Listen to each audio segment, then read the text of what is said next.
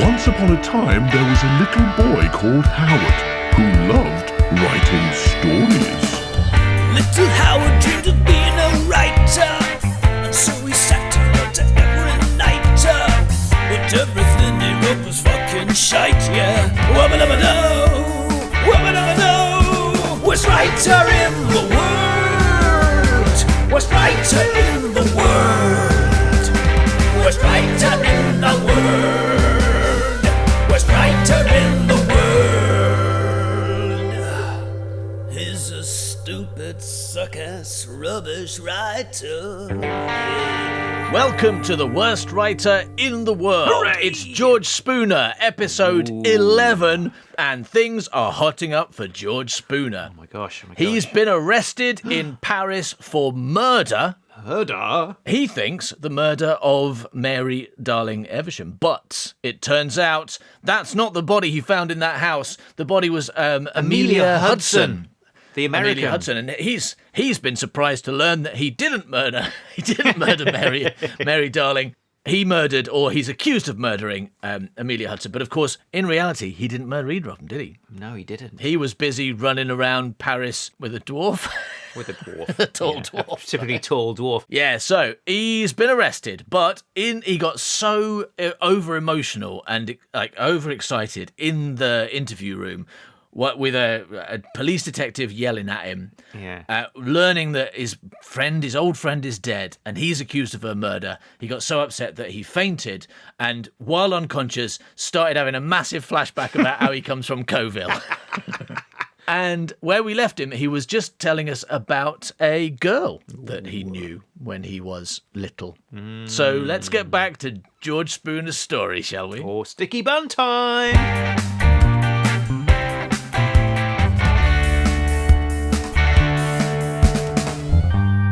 The girl, Ruth Spragg, was a round-faced cutie with almond eyes and dark bangs. I mean, you could be describing me. She had a slightly upturned nose. Mm-hmm. Yeah, that's me. A small gap between her front two teeth. True. And she always smelled of ginger pop. I'm not sure. I don't have a sense of smell, so I don't know if I permanently smell of ginger pop or not. Do you drink ginger pop? No, but you never know. No, you don't smell of ginger pop. I mean, that might just be like a strange coincidence that my natural musk is ginger pop flavoured. Yeah. Yeah. Do people come at night and extract your sweat in order to put it into ginger pop to give it the flavour? Maybe you are the source of ginger pop. No, but sometimes people put gin in me. That's true. People have put gin in me, and I thought they were just being generous, but actually they thought I was a mixer. I see. Well, anyway, I'm glad that she smells of ginger pop and she doesn't smell of ginger bee sting. But it's another. I mean, amazingly, it is in one of your stories. This is an object of lust for the main character. Yes. And you've still managed to get the word ginger in. Yeah. She doesn't have ginger hair for a change, although she might have. It says dark bangs. It doesn't say anything about the rest of her head. Yeah. Like she's got a black fringe but ginger hair. But she does smell of ginger pop. So I felt it's like you were pushing away from that normal green-eyed, ginger-haired, blue-skinned, skinny woman that you usually beauty, write. Yes. Yeah. Well, maybe there's a redhead. But she does smell like that. Maybe there's a redhead turning up later, and so I'm holding off. She was one of the most popular girls in school and was famous for introducing all the latest slang from London. Her older sister lived there now and wrote her often. Now or then? It's confusing because this is in the past. No idea. It is a bit. She attended the girls' school, which was situated very close to my own, and though they staggered the end of the school day so that the girls started and finished earlier, they would often take so long leaving that by the time they got out, we boys were just leaving too. So it was that one day after school, as I began to walk home over the playing fields, I found her walking with me. I found a lollipop with my name attached. Oh, no. Oh, God. I think this means she likes me. Wait a minute. Sniff, sniff. Oh, no. Oh, no. All right. So this Ruth is going to speak. And from her first line, I know that she has a Coeville accent. So that's going to be a challenge for me because I can't really do Coeville accent. But here we go. "Hey up, George," she said. "Ruth," I replied. I was quite the charmer. Now, obviously, we know that at this point, George Spooner would have had a Coeville accent but too. that's going to be confusing. So I'm gonna, and also this is his memory. So he's like putting, as we do with our memories, he's putting his current self into the memory, and not like when you think back. Like when I think back to us being teenagers, I don't do myself with a Coeville accent. But we know from video evidence that I did have one. Yeah, that's true. Yeah, wouldn't know how to do it properly. I mean, I still have northern vowel sounds, but yeah. I mean, you still like we've still got a bit of a Coeville accent. But when I speak to my aunt or something, my aunt's got a really strong Coeville accent. It's so different. Yeah. She's like really broad. "Hey up, George," she said. "Ruth," I replied. I was quite the charmer. And you've written her dialogue in a kind of phonetic form. So she says, "We got a maths test on Monday." "We got a maths test on Monday." It's going to be very Birmingham, I'm afraid. That's fine. Go Birmingham. And George says, "Aye, us too." But, he's in his Coeville accent. Yes. "Aye, us too. Some of the girls are going swimming on Saturday, but I guess I better stay home and bone up on it." And George says, "You what? Bone up, study." Aye, I should bone up too." This was going well. Yeah, they're talking about boners already. It's going very well for these teenagers. "Here, you want to bone up together? That'd be hotsy." Ooh. Hotsy? Hotsy totsy. Aye, all right. Oh, she stopped suddenly as though she had changed her mind. Oh, no. "What's the matter?" "Just remembered, I got to go to church dance on Sunday." I'm not doing too bad at Coeville. It's amazing. vaguely recognisable. At church, it's like I'm there. It's astonishing. Sorry. "Just remembered, I got to go to church dance on Sunday." Aye, but I've got 2 left feet." I looked at her feet. They seemed normal. "Can I have a look?" "No, you daft airpuff. Not actually. I mean, I can't dance." I thought all girls done dancing, ballet and that. "Perhaps, but it ain't no use doing pirouettes and la-di-da if you're waltzing. I need to practice for dancing with a boy George." Not with Boy George, with a Boy George. With Boy George, that's an important careful because he's going to dancing with Boy George. Be careful he don't chain you to that radiator, though. Excuse me. That's what he famously did, right? He kept someone captive in his house, chained to a radiator. Did he really? Yeah. He went to prison for it. He went to prison for it. Okay, fair enough. "I need to practice for dancing with a Boy George." "Oh. So," she said, standing close to me, the aroma of ginger pop on her finding its way up my nostrils and making me gulp. I may even have whimpered. "If we bone up together, you have to dance with me too for practice." "Oh, well," I shuffled my feet a little.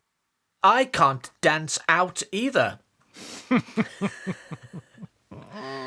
"That'll be a perfect match, won't we?" She grinned a gap-toothed grin. Aye, I managed to croak. "Dunna whittle, George. Dunna whittle. What does that mean? Dunna whittle. I don't think you speak Coeville. You're making this up. Don't worry. Dunna whittle means Dunna whittle. I've never heard that. That's a made-up thing. Dunna whittle, Ruth. Dunna whittle, George. I'll meet you tomorrow by the rail crossing at 12i. Aye. And off she skipped. God, that was difficult. That was the most difficult scene I've ever had to read. Doing a Coeville accent for one person and the other one not, but written as if he did have. But I think it worked. I thought it was quite a hot scene. I thought that I could feel the chemistry between the two youngsters. Like they're standing close together, the ginger pop, like they're going to go dancing together, and we know what that means.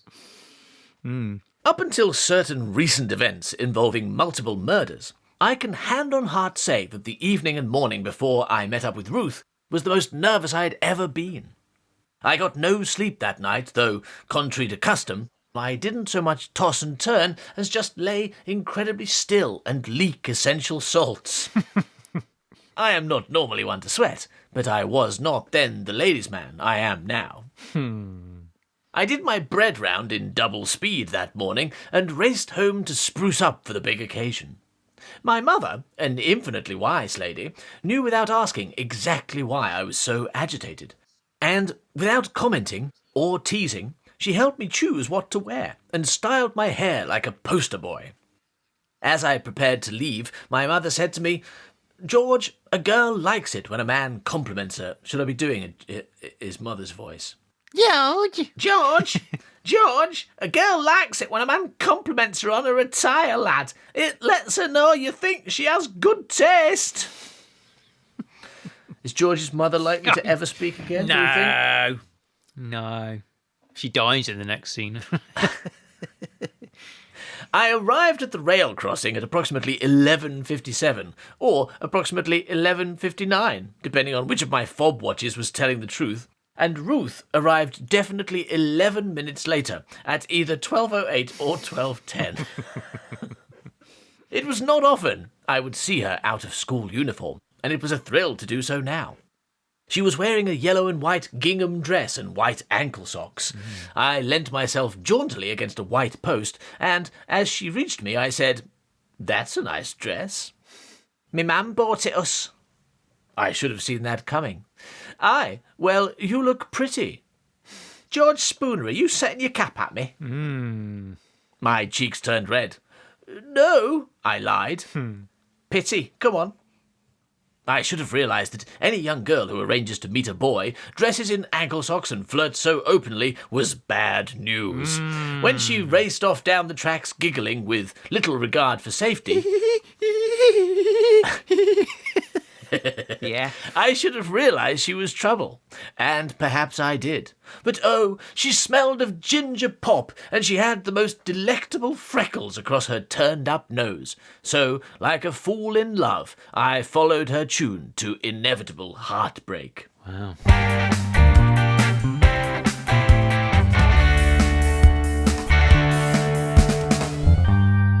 That day, I almost had my first kiss. That is to say, I had an almost first kiss. Let's find out what the difference is. In the apple orchards on the outskirts of Whittick, we learned to dance. Ruth Spragg pulled me close so that our bodies were touching, and softly she positioned my hand on the small of her back. I shivered. I may have even meowed a little. She seemed to think that was fine. What are you Shiver, doing? shiver, meow, meow, woof, woof, I went. Next, she put her left hand on the back of my neck. I definitely meowed this time. Then, taking my left hand, which I was willing to remain dry, with her right, which was soft like silk, we began to 1, 2, 3 through the fallen blossom. Beautiful, isn't it? And then we did it. We went at it like rabbits, I can tell you. I felt her hot... I better finish that. Bad place to pause. Actually, what it says is, I felt her hot ginger breath on my neck. I felt her hot ginger breath on my neck, and it was a wonder I could stand up straight, let alone dance, as my legs turned to porridge. I feel like that isn't the second time his legs have turned to porridge. Yeah, I feel like that's already happened, right? Yeah, when he got when he was arrested and everything, the world did something, and instead of turning to something, things went to porridge. Yeah, he's callbacking. But I struggled on, and soon we were dancing quite grandly through the trees. So easy was our movement, I became convinced we were the hottest-looking dancers in history, hotter than Vernon and Irene Castle. Nice.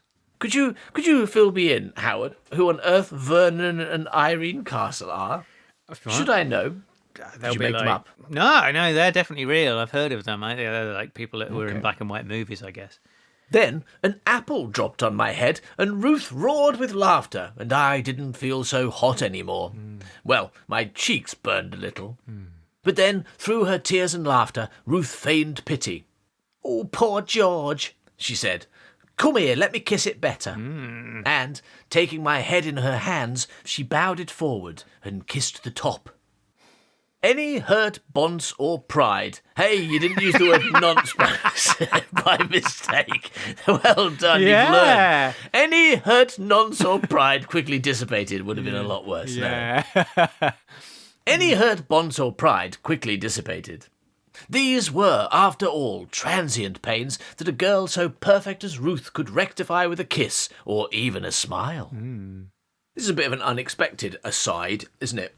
By the way, in the middle of this story about murder and sex with horses, when I was at school, I snogged a girl. I assume it's gonna connect. It's gonna have meaning and purpose somehow, right? Eventually. Yes, I'm gonna go. Yeah, definitely. Yes, I think so.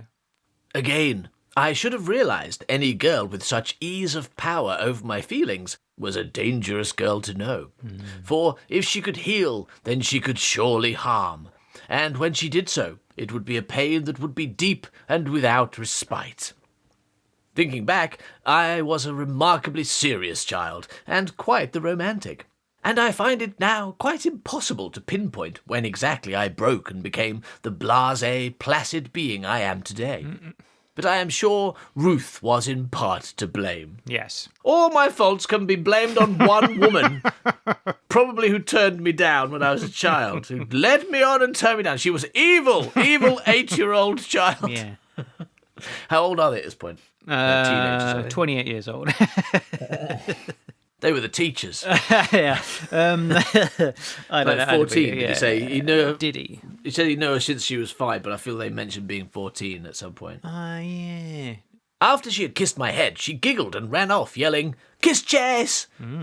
I pursued with abandon. If I caught her, and it were my turn to kiss her, I would be aiming for her lips. But before I could catch her, I heard her cry out, and when I caught up, I saw she was upset. "What's the matter, Ruth?" I asked, trying not to appear miffed at my lost opportunity. "I've torn me dress. I can't wear this to dance now. I shouldn't have worn it out today. Now what'll I do?" "Sure, your mam can fix it." "No, it's ruined, look." It was in a bad way. "I can't go to the dance now." "You must have another dress you can wear." "No." Then she cried, and I felt helpless. I didn't know if I should say something smart or hold her. Of course, I was incapable of saying anything smart, so holding her seemed like the more sensible option. But I was not sure that this was good form. So instead, I did something I thought would cheer her up.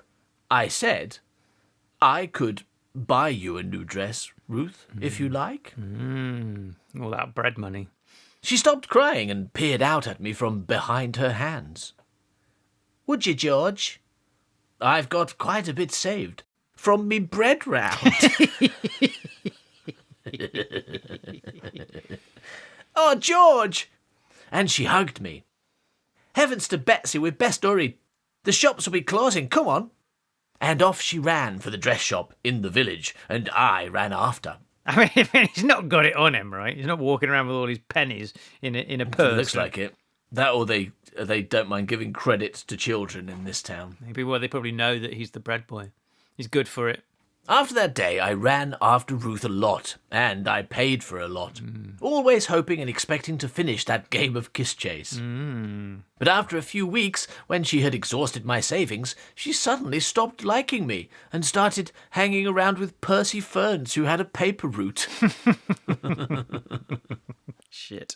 At first, I would not believe the evidence, but when Percy's heart was broken likewise a month later, I had to accept the fact that I had been used by an evil child woman who was only interested in me for my money. Yeah. Oh, the wicked, wicked child woman. And I learned on that day never to trust a woman, and since then I've been on internet forums telling other men that all women should not be trusted. They're all wicked and all they want is your money.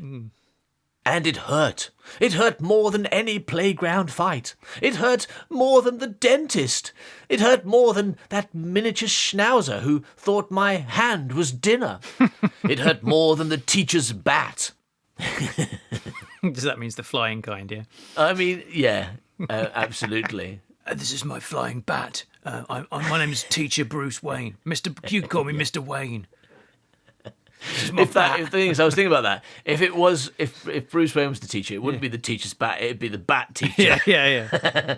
I'm the bat teacher. Yeah. This is my bat. This is my bat. I'm gonna hit you with it. All right. I'm gonna hit you on the bat bum. Yeah. I'm gonna hit you on the bat bum to punish you for that bat transgression. You just don't bat speak in bat class. Right? No bat running in the bat corridors. Mr. Wayne, are you Batman by any chance? No. It hurt more than the teacher's bat. It was, in short, the most painful thing I had ever experienced. Until, one day, I whacked my head on a table in an interrogation room in a French police station. So that's the link. Until this moment, he's always thought that a teenage girl taking advantage of him for his money. Having his heart broken was the most painful thing until he hurt his head on a table. A teenage girl saying, come on, let's have a dance. All right, do you want to buy me a dress? All right, bye. That is the worst suffering he's ever experienced. And he worked down a mine.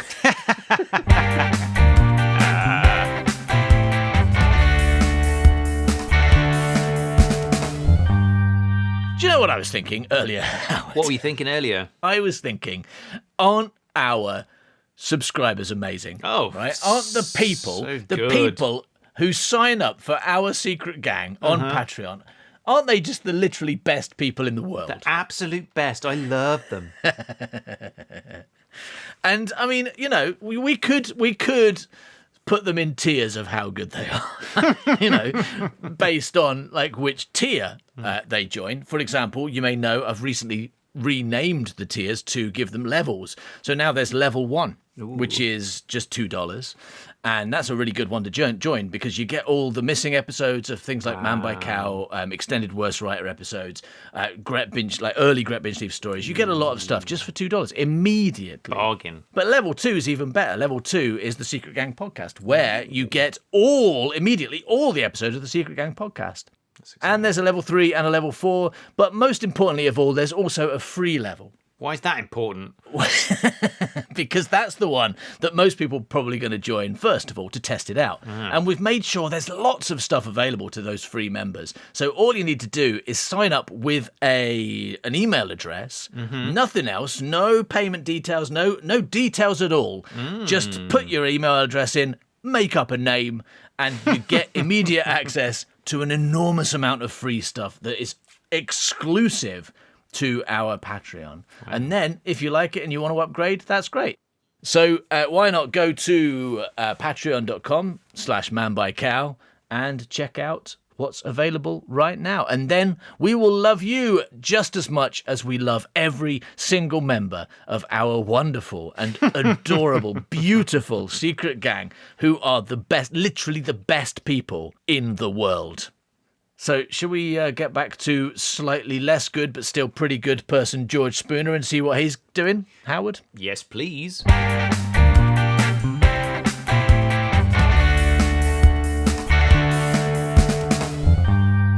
Some men would be a tad shamefaced if they fainted. Some would think it a terrible mar on their masculinity. I tell you what I'm noticing as we get further through this book. Right? Yes. More and more words are missing from the text. Like it started out not like a lot better than usual. Like there was only every now and again, but now it's like 2 or 3 per sentence. I don't know what happened. I don't know what happened. I mean, so many words are missing. I'm trying to just put them in as we go, so I don't have to just keep stopping. But brilliant. But it's a real difference, a real noticeable difference. Some would think it a terrible mar on their masculinity. Some others would claim they slipped by no fault of their own and have the maid sacked.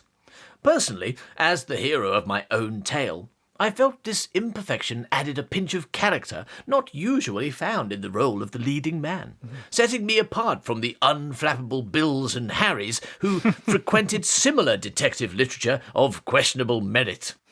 Besides, I had good cause. Poor Amelia had been murdered, and as soon as I regained consciousness and extricated myself from the mess I was in, I intended to find the killer and bring them to justice. Hooray! Yeah, you go, George Spooner. You've definitely demonstrated the necessary skills to go out and solve that case. I believe in you. I awoke with a pain worse than Ruth. That's woke with the that's pain what it was. worse than That's Ruth. what that whole section was for. Yeah, for that. just basically preparing you for this killer line. Yeah.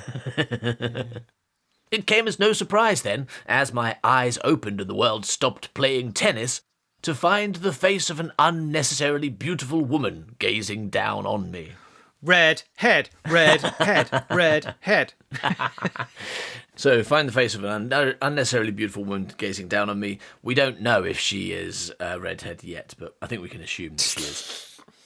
Oh, sir, she said. She said, "Don't try to get up," she said, with a voice that ironically made me want to stand. "I'm okay," I mumbled hazily. "No, really," she said. "You're cuffed to the bed." So I was. "Here, drink this." She lifted my head from the pillow with her hand, and I smiled woozily at her touch. She raised a glass of water to my lips, and I drank a little. I felt it could use a drop of something, but was in no frame of mind for jokes. Laying back down, I gazed up at this vision of a woman and decided, quite unfairly, that I didn't like her. That's a good line. Just out of nowhere as well. I like the fact that not only is it out of nowhere, but he's just like, I decided quite unreasonably, quite almost like an insane person, that I immediately didn't like her. She was too pretty for her own good. Ruth had been so too, and to my discredit, I had ignored any other traits she displayed, and it brought about my undoing. So, who was this angelic fiend who was nursing me and smiling like a siren?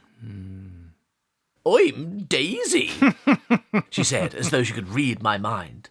"How are you feeling, Mr. Spooner?" "Like the circus has been camping on my head. A good one, with elephants." I touched my head with my free hand and could feel the dressing that had been applied. "You received a nasty blow when you slipped, but the skin hasn't broken. You should recover, you poor thing."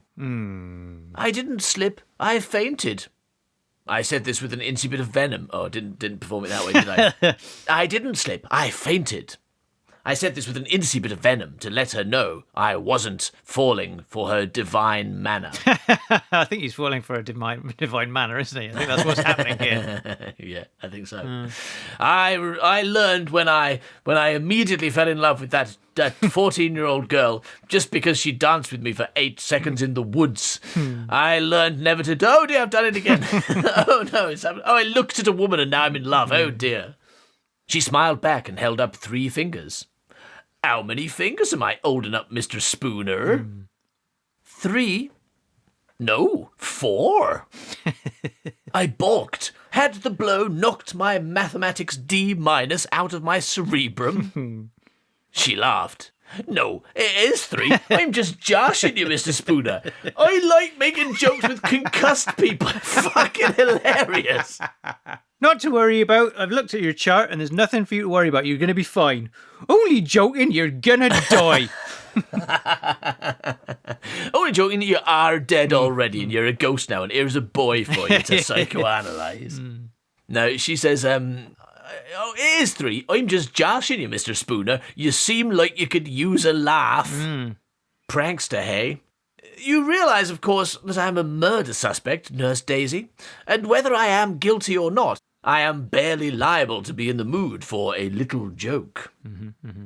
"Oh, you're not guilty," she smiled. "I can tell." "How can you?" No, sorry, I demanded grumpily. That's not grumpy voice. How can you? How can you? I demanded grumpily.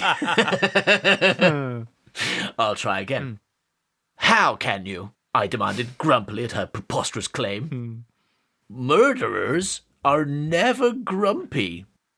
When was the last time you met a grumpy murderer? They're always cheerful, sunny disposition, lovely. Nicest people you could ever meet. I tell you what, if I have a birthday party, all I invite is murderers. So I just come down to the police station. Like, "How many murders you got in?" 8. Yeah. Okay, I'm taking them all out for a day trip to celebrate my birthday. All right, everyone have some cake and a little bit of a sing-song. Lovely, lovely murderers. Murderers are never grumpy. So weird. It's It's a good line, though. I like it. I mean, obviously, this is a character saying this, so it doesn't have to be true. Oh, yeah. I mean, that's not true, is it? Yeah, a character can think whatever they like. And that is, in context, that is a funny line. Murderers are never grumpy. And, like, as long as she 100% believes that, that's good. So that's why, yeah. So if she ever meets someone down a dark alleyway and they say, "Get in my van," if they're not in a bad mood, she's like, "Okay." Yeah, if they're not in a bad mood, it's weird, isn't it? As long as they're cheerful about it. Come on, love, get in my van. Ooh, all right, I'm then. going to murder you. I'm going to murder you. Oh, no, you're Oh, not. It's not really. I know you don't mean it because you're not grumpy. Yeah. Oh, I'm being murdered. Oh, no. I was wrong. Yeah, I keep getting this confused. I'm getting it all the wrong way around. You've got to be grumpy if you want her to think you're not a murderer, because murderers are never grumpy. So actually, you've got to turn up in your van and go...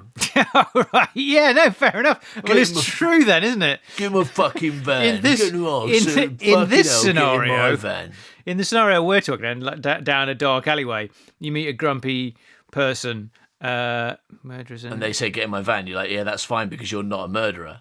If you meet a cheerful person says, "Get in my van," you're like, "No, you might murder me." I think the problem is, if you're down a dark alleyway, whether the person's in a good mood or grumpy and says, "Get in my van," they're probably bad news. Not if it's your dad. Like, he's just picking you up at the back of the judo judo clinic. Judo clinic, yeah, the judo clinic. Yeah, but if your dad's down the judo clinic. Well, if he's cheerful, then he's going to murder you. No, if he's... Yeah, no, hang on. Murderers are never... If he's grumpy, he's going to murder you. What? No, he's going to murder you. No, murderers are never grumpy. Murderers are not grumpy. God, I can't get this in my head at all. I can't work. It's too many negatives. Murderers are always cheerful, so if he's grumpy, he's safe. Yes. Remember that. Murderers are cheerful. Jesus Christ, I can't deal with this. It's just that it's such a... It's partly the negative that I'm having real trouble with, but also just like... Murderers are never grumpy. That's so difficult to accept as a reality. Brilliant. Yeah, maybe she's banged her head as well. I think I have. I mean, I have several times. It's been a long life. I'm constantly banging my head. No wonder I can't work out what this fucking sentence means. All right, so murderers are never grumpy. Oh, is that right? Oh, yes. They always smile charmingly, and they always keep their calm so they may hide their true self. Yes, that's right. This was certainly true in the Baz Hammer adventures, though I could be bluffing. Are you a poker player? No. No, a man who cannot count to 4 should not play cards. She beamed. Anyway, murderers are never usually so handsome. Ooh, she's getting saucy now. I got you a lollipop. I haven't put it anywhere. I haven't shoved it up anything. Don't worry about it. So, she was wily and a charmer. Either I had judged her too harshly, or I had not judged her harshly enough. Or I had judged her the right level of harsh. Yeah. Definitely one of those three things. Yeah. It was impossible to say at this point. It seemed the only way to know if she had earned her beauty or was a devil woman.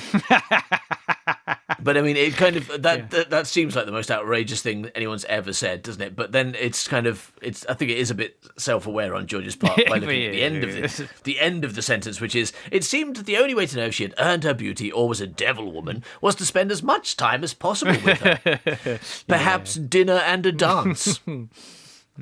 But I was forgetting myself. Listen, Nurse Daisy, my friend has been murdered, and I'd rather like to get out of here so that I might get on with the act of bringing her killer to justice.